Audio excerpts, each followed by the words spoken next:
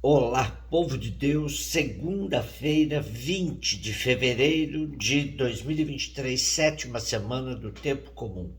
A nossa reflexão de hoje é a partir de Eclesiásticos 1, de 1 a 10, Marcos 9, 14 e 29. Toda a sabedoria vem do Senhor Deus. Ela esteve e está sempre com ele. Quem pode contar a areia do mar, as gotas da chuva, os dias do tempo? Quem poderá medir a altura do céu, a extensão da terra, a profundeza do abismo? Antes de todas as coisas foi criada a sabedoria. A inteligência prudente vem da eternidade. Fonte da sabedoria é a palavra de Deus no mais alto dos céus, e seus caminhos são os mandamentos eternos. A quem foi revelada a raiz da sabedoria? Quem conheceu as capacidades do seu engenho, a ciência da sabedoria? A quem foi revelada? E quem compreendeu sua grande experiência? Só um é o Altíssimo, Criador onipotente, Rei poderoso, e a quem muito se deve temer, assentado em seu trono e dominando tudo, Deus. Ele é quem a criou no Espírito Santo. Ele a viu, a enumerou e mediu. Ele a derramou sobre todas as suas obras e em cada ser humano segundo a sua bondade. Ele a concede àqueles que o temem. Sabedoria em grego significa sofia, e esta era uma das grandezas mais buscadas na cultura helênica. Jesus ben Sirá, o autor de Eclesiásticos, sabe muito bem disso, pois ele escreve nos contornos desta cultura. Daí sua reflexão certeira sobre a sabedoria, que para ele se identifica com o Deus de Israel. Na Bíblia temos uma coleção de livros que identificamos como sapienciais, exatamente por tratarem da sabedoria que vem de Deus, que está em Deus e se confunde com o próprio Deus. Os livros que compõem essa secção da Bíblia são Jó, Salmos, Provérbios, Eclesiastes, Cântico dos Cânticos, Sabedoria e Eclesiástico. Não há verdadeira sabedoria se essa realidade estiver descolada da experiência de Deus na vida. Atestam todos esses livros, cada qual com sua narrativa criativa, dão conta de pedagogicamente ajudar a pessoa de fé a buscar a sabedoria, pois assim se aproxima de Deus e aprende a viver em Deus. O nosso texto desenvolve três ideias principais. Deus é fonte e sede da sabedoria desde a eternidade. A sabedoria, tal como o mundo criado, é um mistério inacessível. Criada por Deus, a sabedoria foi derramada nas suas obras abundantemente. A criação é assim entendida como um transbordamento da sabedoria de Deus. Quando o ser humano se desliga dessa perspectiva, corre o risco de achar que é ele próprio fonte da sabedoria. Mas os livros sapienciais deixam claro que é só por dom de Deus que se pode possuir a sabedoria. O coração humano que ama a Deus é lugar que o Senhor privilegia para lançar a sabedoria. Há, pois, um certo paralelismo entre sabedoria e amor. Os verdadeiros sábios são os que amam a Deus. É importante sempre distinguir sabedoria de inteligência, pois esta pode ser exercitada, adquirida com estudo e acumulação de conhecimentos. Porém, a sabedoria, que é um atributo de Deus, é distribuída a todos que amam a Deus na sua simplicidade. Daí que encontramos uma pessoa sem letras, mas sábia, e um doutor nas ciências, estúpido e ignorante no que tange à experiência existencial. Paulo não tem dúvida em afirmar que Cristo é a sabedoria de Deus. Marcos 9, 14, 29. Descendo Jesus do monte com Pedro, Tiago e João, chegando perto de outros discípulos, viram que estavam rodeados por uma grande multidão. Alguns mestres da lei estavam discutindo com eles. Logo que a multidão viu Jesus, ficou surpresa e correu para saudá-lo.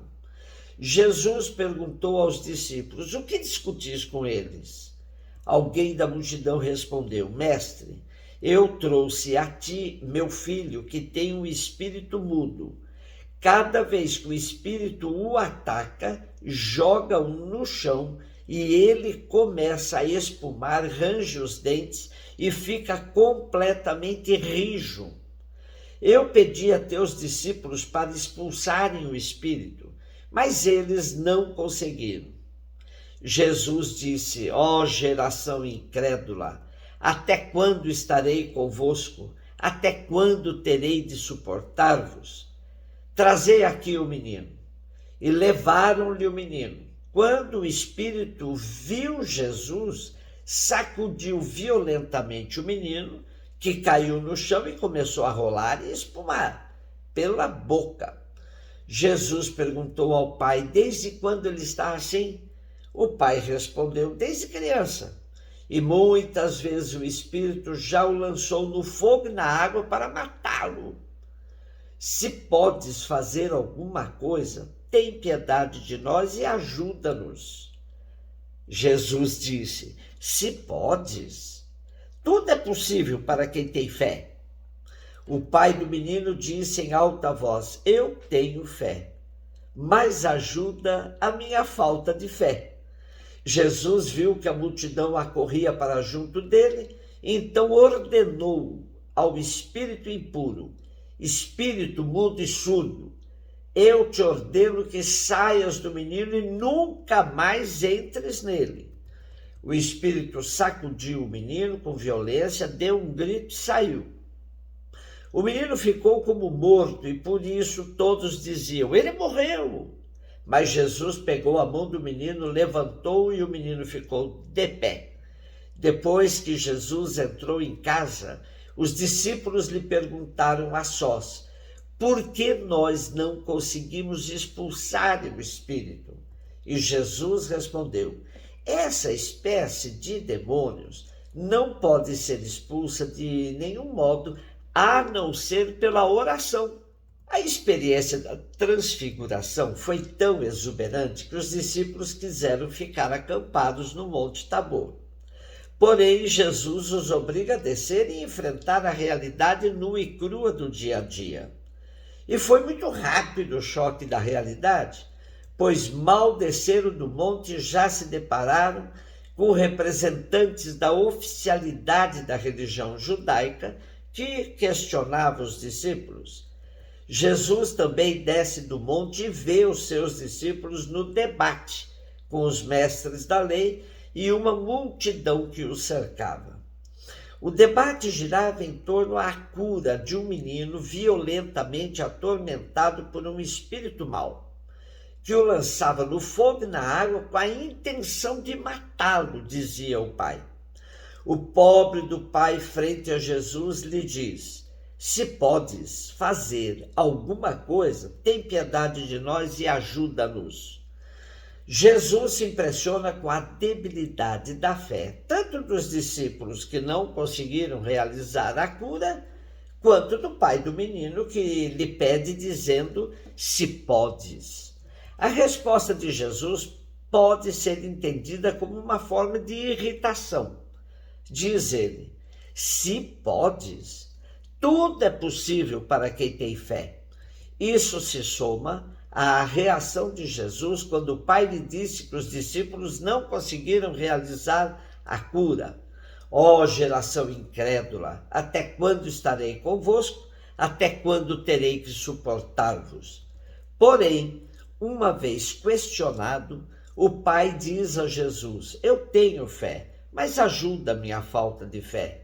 O pai se justificou porque percebeu que sua fé parecia não ser suficiente para convencer Jesus a realizar a cura do seu filho. Mas bastou sua sinceridade para comover Jesus, que realizou a cura, expulsando o espírito que atormentava o menino, levando-o da morte a uma forma de ressurreição à vista de toda a multidão admirada. Em casa, uma vez mais, Jesus vai se defrontar com seus discípulos que, frustrados, lhe perguntavam: por que nós não conseguimos expulsar o espírito? A resposta de Jesus deixa claro que não é na base da ostentação e nem da confiança exacerbada no próprio poder, mas sim numa atitude de profunda confiança em Deus, fonte segura de toda a cura. Um beijo no seu coração.